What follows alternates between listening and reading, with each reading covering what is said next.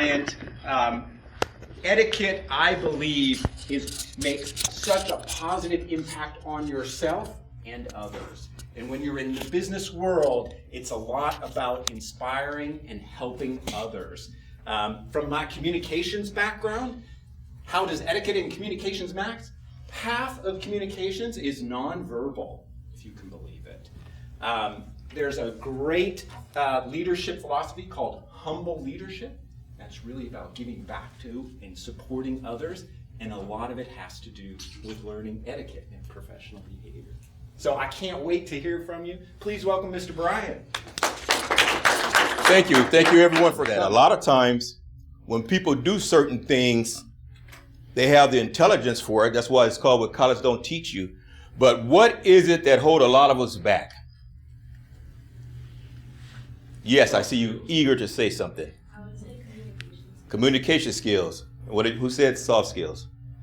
Okay, soft skills. Anyway. Soft skills are the skills that are important to your success, but aren't necessarily like the technical part or things that like daily tasks. It's not like I'm able to do SolidWorks. It's more so I can work with a team. I can communicate my purpose to a group of people that might have different backgrounds than I have, and do that in a way that's both effective and informative. It's the things that you can't necessarily measure physically, but are very important to like how effective you are in your position, in your role, at your job. It's not like the deliverables, it's like how you get them done. Excellent. That was an excellent yes. Yeah, I would say soft skills are like shaking hands. I mean, you shake people's hands, and it's like, we call them fish, or like wet, like instead of locking into there, big ass, shake hands, they don't look people in the eye when they talk to them. They're just doing like this. Everything you do has a protocol, even with shaking hands. So like you said, when you lock your hands, and there's a certain amount of times you go up, down, up, down. That's the shake. So how many times when you lock your hands, how many times do you shake? Name? Angela Foltz, and we shake hands 3 times, I believe. Yes, 3 times. You see, everything has a rule. When you walk up, like you say, when you walk up to people and you shake their hands, like Everett said, you don't walk up, go like you're a Chinese person. You walk up, you lock the hand, you shake. 1, 2, 3. You let it go. You don't shake forever. I mean, I know some of us cool. We got our special shakes. We don't do that because culturally things are different, depending on where you come from. Like if you go up to shake a certain culture's hand and you reach out for their hand, you've insulted them. So that's why you have to always be aware of where you are and who you're around. So if you're going someplace to do business, let's say, for example, if you're going to do business with someone from her country, you want to research their culture on introduction. Because some people, they don't touch hands, they bow. So if you do this, you've insulted them. If you touch, some people don't like to be touched. So you have to read that when you're getting ready to shake hands. So if you reach your hand out to shake their hand and they look, you like, don't be offended. Because you don't know their background, and some people are germophobics. So they won't touch you, or they don't want you in their space. So you have to learn how to read all these things. Okay? But confidence, again, let's get back to that. A lot of times, if you don't have confidence in what you're doing, that's part of the soft skills. You like to stay here because here you're at the top. But then once you go to the next level, what are you? You're at the bottom. Right? And so all of you are smart. How many people here have younger brothers and sisters? How many of them look up to you because you're smart? Okay. No, really. Because when you're in a certain environment, if you're the smartest one in your environment, you have what? Confidence in life. You have to be ready at any and every time, no matter what. If it doesn't work out, get up and go again. Because what people have a tendency of doing is, depending on your mindset, is you'll give up. Especially if you're used to going home with A's, and now what you do, you go to your family with B's and C's, because now you're in college, everything's more difficult. What are you going to do? Are you going to keep going? When I was first a carpenter apprentice, I was really good. but I was going to quit. But a guy told me, no, you're good at this. I goes, am I really? Because sometimes you don't even know you're good at something. Does that make sense? You don't even know you're good at it. But then somebody tells you and you're like, oh, am I? And so I kept going. And so then when I became a journeyman carpenter, you know, I was only like there for not even a year. And so they put me in charge of people. So I was a lead man. And so now things became more difficult, especially when you have people. Then you have to realize in life, everybody don't want you to succeed. So you got to be careful who you talk to, who you're around, because if you're on the same level as this, if we're friends and we've been doing the same thing all our life, and now you want to go to college and I go to college, but you're better at it than me. If I quit, I goes, man, forget that stuff, quit. So everybody don't want you to succeed. So what happened is I started telling people to do stuff. And of course, at this time I was 22 years old. These people have been in the trade for 40 years. They're like, no, you know, I'm not going to listen to you. I goes, what do you mean you're not going to listen to me? They goes, no, you don't tell me what to do. I goes, what? And so I had to go talk to somebody. Man, nobody does what I tell them. Because two things. First of all, when you're young, nobody wants to listen to you if they're older. Some will, but most won't. And if you're black and they're not, they don't want to listen to you again. So you got two strikes against you. So what do? Huh? Okay, so this one particular time I was running this job. And so they threw me on the job. I get there and I start doing stuff, but you know, I'm really not knowing what to do. And I'm just thinking, wow, I'm this young, great carpenter guy. And so I can just breeze through whatever. And so I go into the meeting like it's just like this. Everybody's sitting around. And then the guy who's running the job, he asked me some questions about stuff. I was like, I don't know. That's why I say somebody answer, and just answer. If you're wrong, at least you're wrong. And he goes, oh. So then therefore you got people just like you looking at me. And he's chewing me out in front of these people. I'm sitting there, I'm like, I'm getting, man, you know, I want to get up and storm out. But then I left, so I went to talk to some friends of mine. I'm like, man, they did this. And you know what they said? Who could give me an answer what they said? You. Stand up. I think they probably told you that you lacked the confidence in that meeting, and it showed up in everybody's perception of you. So they told you to be more confident in your answers. So even if you're wrong, you can be wrong, or like answer the question in a way that would tell people that you can be informed later. Okay, that's a smart answer. But remember I said these are my friends now. Then they laughed at you. No, that's right. But you got to remember what I said about earlier about you got to be careful who you hang around with and who you let feed stuff to you. So they told me, oh, it's because you were black. That was their answer. Sometimes when things happen to us, what's our first response? It's because I'm black, right? And if you do that, what that does, that stops you from investigating the true reason why certain things happen. So I'm like, yeah. But then later that night, I thought about it. I wasn't prepared. So in order for you to be successful, you have to be prepared. You have to put in the time to do these things and prepare yourself. That way, no matter what happened, your confidence is there. And you'll know if you prepare it good enough that even if somebody says something to you negative, you know it's not out of your lack of preparation. And a lot of times we do stuff and we're not prepared for it. We want things that we're not prepared to receive. And so we set out to do things and you're not prepared for it. So when it don't go right, you lose your confidence, you lose all this stuff. And what happens? You want to quit. You want to quit. Then when you quit, you don't go tell people, oh, well, it didn't work out for me because, you know, the night before I should have been studying. I should have been doing this. And instead, I was on my phone. I was doing this. I was doing that. I wasn't prepared, so it's my fault. You go, yeah, I already knew it. When I went in there and I looked at that instructor's face, I looked at the boss's face, I could tell they was prejudice. And so now you made an excuse. And so what does that do? The rest of your life, you go through justifying your own failures.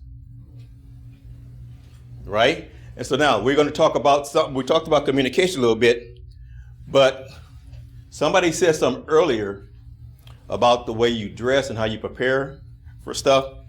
So now I'm gonna ask you a question. If I was just walking that room right now, you hadn't seen me, you don't know who I am. If I walked in a room, you know, I walk cool. So what's the first thing you're gonna think? Somebody. Stan, yes?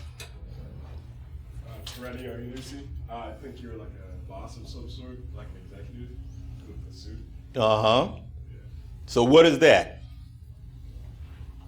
That's a first impression, right? And that just goes to show you that you can look at something and your first impression, that's what's count. Because now your mind goes to all these different levels. He's a boss, he's this, he's that. But it's not, oh, he's just some guy. When you're doing stuff out in public or anything in a job profession, people want to know that when you go out there, you represent what? The company. And certain companies, like you talk these big companies, they have an expectation of their employees to carry themselves a certain way, to do certain things a certain way. And so when you show up unprepared in that manner, it's already giving them a message that it's not important and you'll be a bad employee. You need to have clothing that suits what you're doing.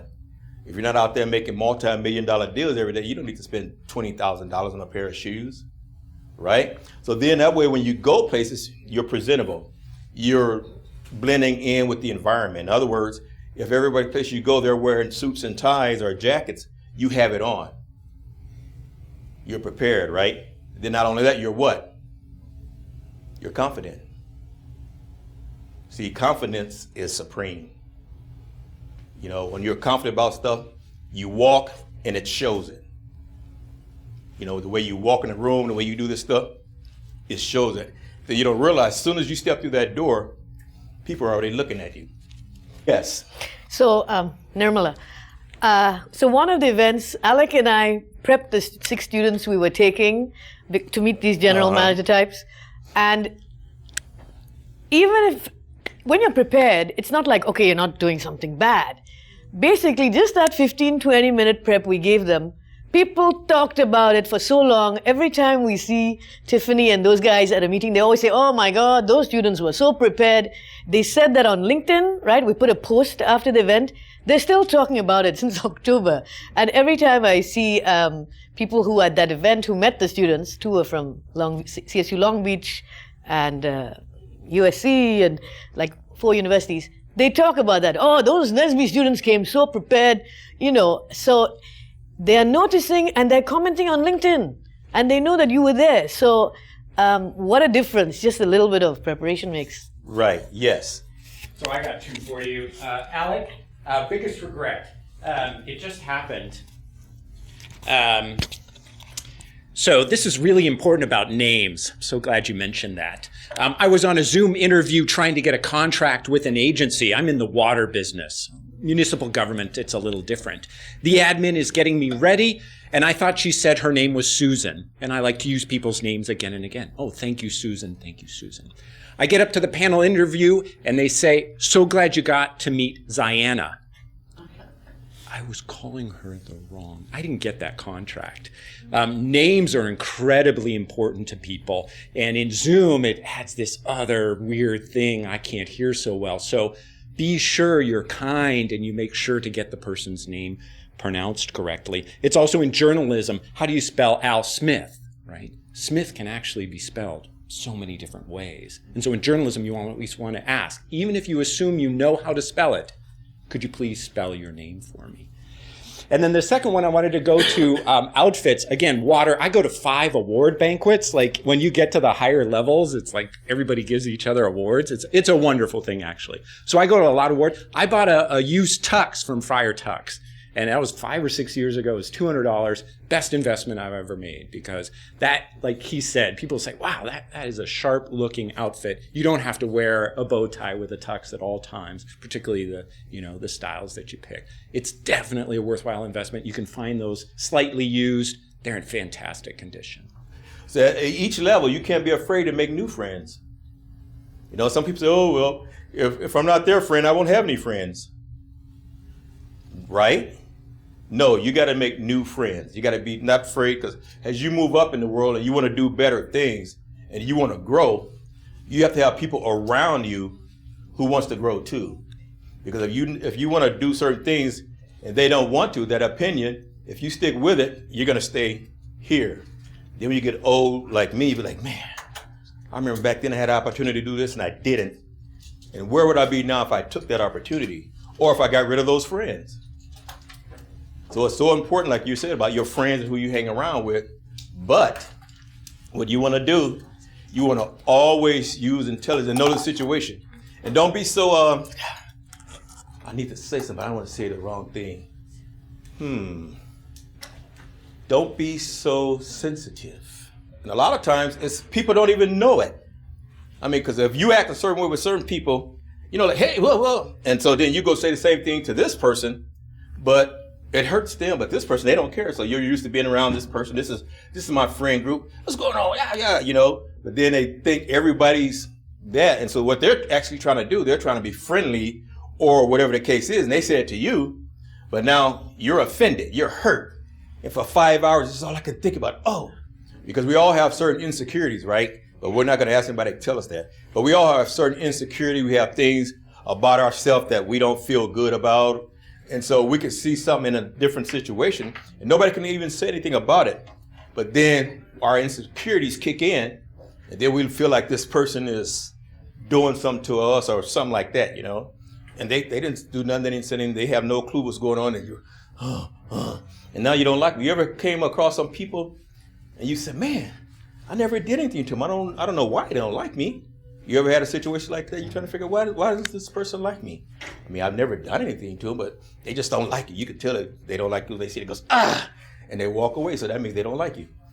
But a lot of times things that you can do from your own insecurities that can cause you to be uncomfortable in a situation, cause you to lack confidence in a certain situation, right? So let's say, for example, look at me. I'm follically challenged. All right, this young man just walks in here with all his hair, right? So I can easily say, man, he knew I was going to be here, so he just combed his hair that way just to show me off or something like that. You know, so what you're doing, you're letting your insecurities, even though I'm not insecure about it, but you're letting certain things that bother you about yourself, you're letting somebody else look or anything cause you to feel bad about yourself because of it. And so now when the times come around, you know, if you feel that way, and so I'll come around here and I'll talk to everybody and I get to him, I'll skip him and go to somebody else. You know, just little stuff like that. And we do it sometimes. Unintentional, but sometimes we do that. People are like, oh, like you were saying about the guy you came and shook his hand and talked to him, but you didn't the other guy. So, you know, it could have ticked him off or whatever. Or maybe people always do that. Maybe they always go to that guy and talk to him. This guy feel like, hey, you should have talked to me too because we're partners in this business. He's 50, I'm 50. So you talk to him, so you're showing him more respect than me. But it could be something within him. You know, a certain insecurity in himself, but you don't know, but you still didn't get the job, so. All right, so what's the next on it? Cornelius, can I? Yes, please. So thank you for bringing this up, and I'm Nirmala again. So many points you resonated so well because the fact that you're all here means you want to learn something about life skills, leadership, and etiquette. Some might have seen this and said, oh, what am I going to learn from this thing? The fact that you're here is already good, right? Because you want to make yourself better, right? The sensitivity thing and communication, and I've been bringing this up a lot with even my own chapter. I'm hardcore, okay, as you might have noticed. So if I'm giving advice, right, and I cannot see you, we're having a virtual meeting on the phone, I cannot see how you are taking it. Turn your cameras on, people. Turn your cameras on in the virtual meetings because at least then I can see how you're taking it. And I'll have an indicator that, hey, I'm being too hardcore, right? Because I'll see you flinch, I'll see some movement, right? If I can't see you and you're taking it badly, I have no indication.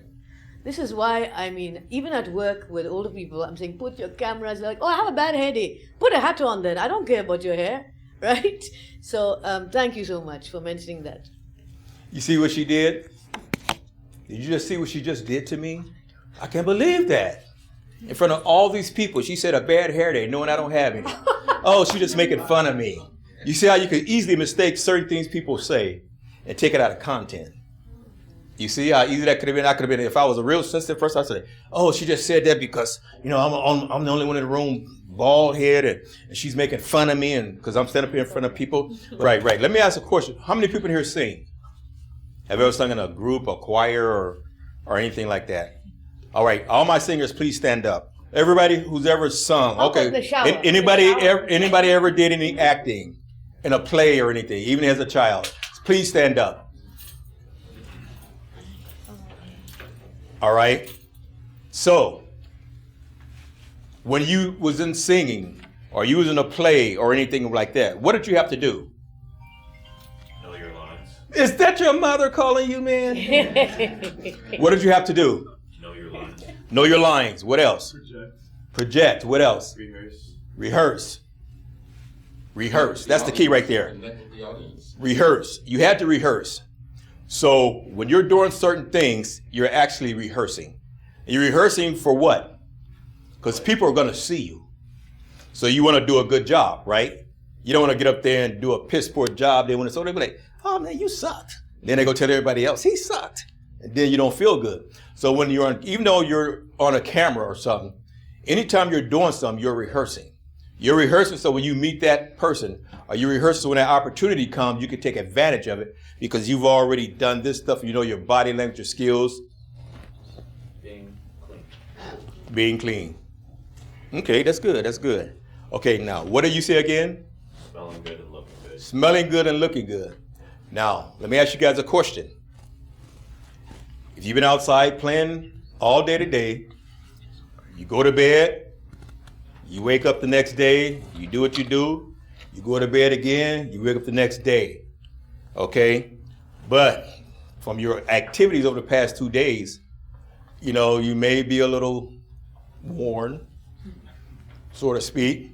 Okay, but now, if you go, you put on some cologne or perfume, you put on some really nice clothes, you're smelling good and you're looking good, but is your hygiene good? No.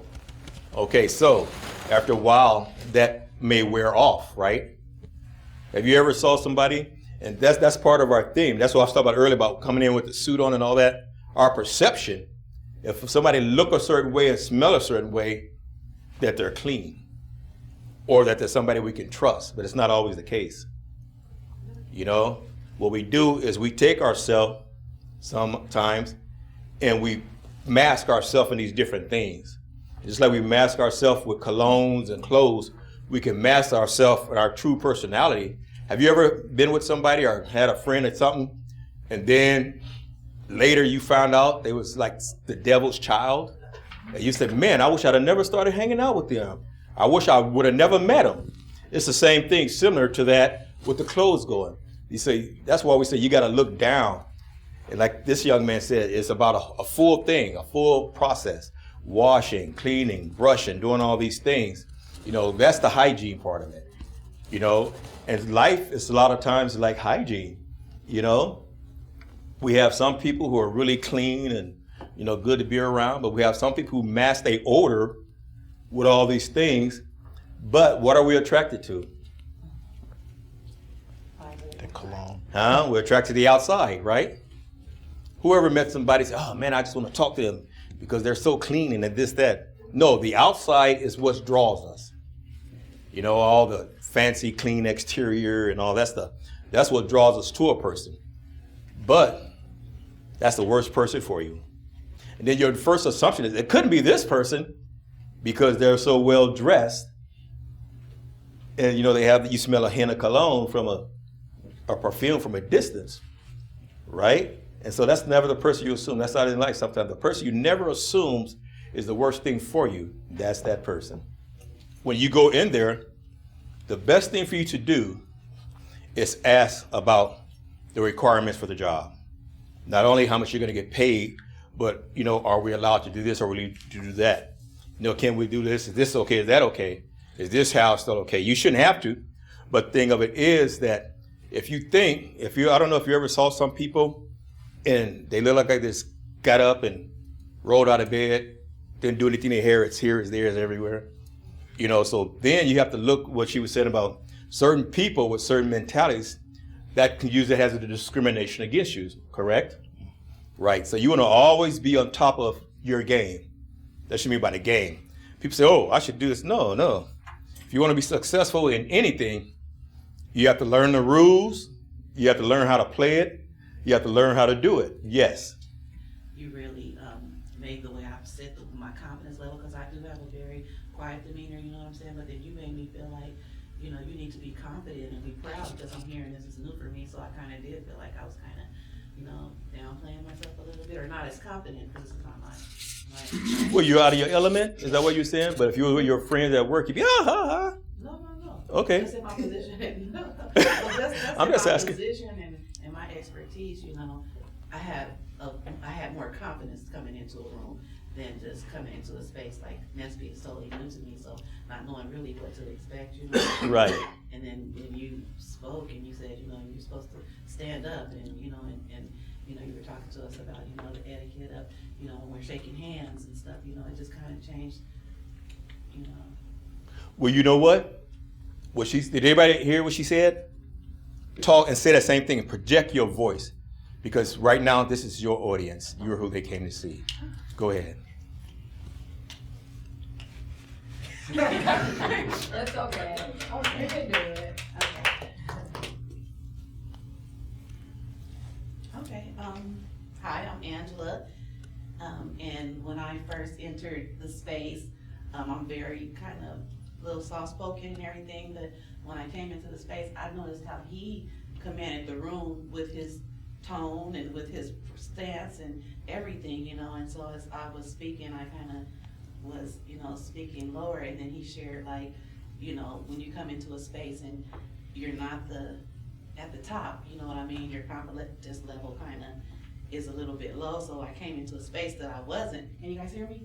Yes. I came into a space where I didn't feel as prepared as I would in my normal element, and so I felt myself kind of cowering down a little bit and kind of a little bit timid and shy. But just watching him command the room, just by the way he spoke and the way, you know, he talked, you know, with his loud tone. Sometimes when we go into spaces, you know, you have to code switch, and what that means is, like, if I was talking to a president of an institution, I probably would have a different pitch, a different, you know, style of speaking, versus if I was in my office, you know, with my other colleagues or peers at the same level as me.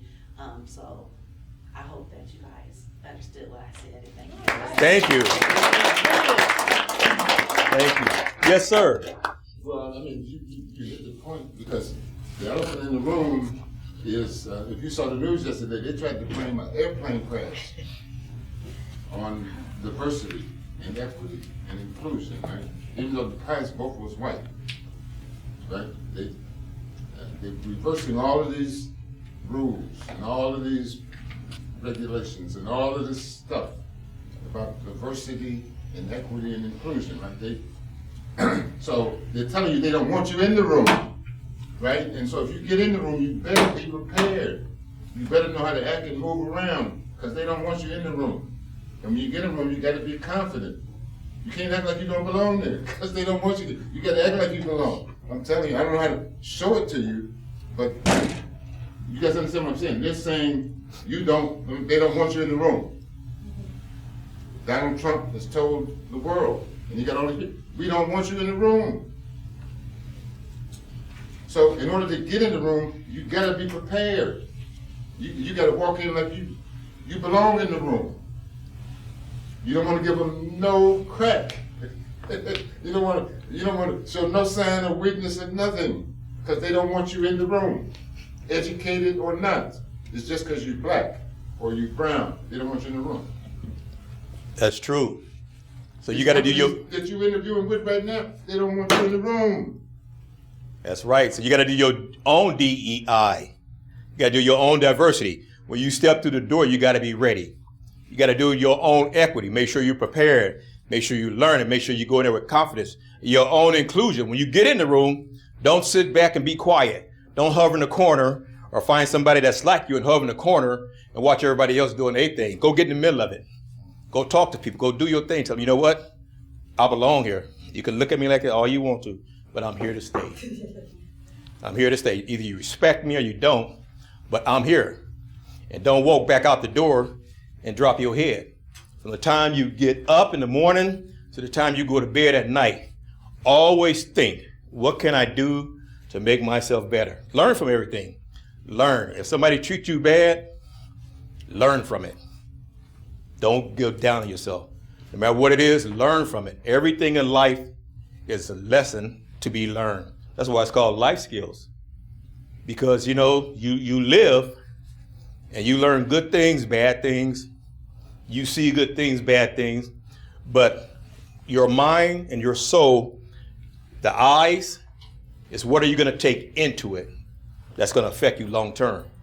You know, what are you going to feed into? How are you going to feel about yourself once you go there and you know you're qualified more than anybody there, but you don't get the job? What are you going to do? Huh?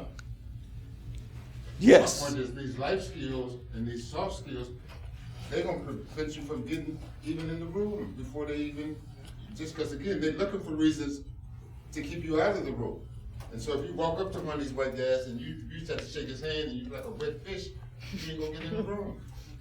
There's a million people, there's always a million options. You can go with anybody else, but there's only one me, there's only one Anaya. And I bring something different to the table that nobody else can bring. So then we went back to the conversation about like code switching or like, you know, playing the long game. And there are times and space for that. I think like it's learning those different spaces that's gonna be like important in coming into your career and like the profession, but it's always also learning to be comfortable in the space. Like I don't wanna be in a space where I don't feel valued. And if I constantly have to code switch or I can never like be myself, my professional self, then that's not a space that I value or that I wanna be in. So I think researching companies and like the culture and the community in them is also very important when you're looking for a job, because that tells you how you see yourself and how you see your future. Yes, but what did you just tell us? That we have to acknowledge that there's a professional side of us and there's a personal side of us. So we have to always know which is which, and don't get them confused. Don't go into your profession thinking everybody should treat you and do like in your personal life. And vice versa. Don't go in your personal life. I think it's professional when to boss people around. But you always have to know the difference and respect whatever you're at the time. If you're at work or you're doing your profession, be professional. If you're at home or something like that, then you'll be the relaxed person. Don't let them cross over, because then you'll get confused and people won't like you.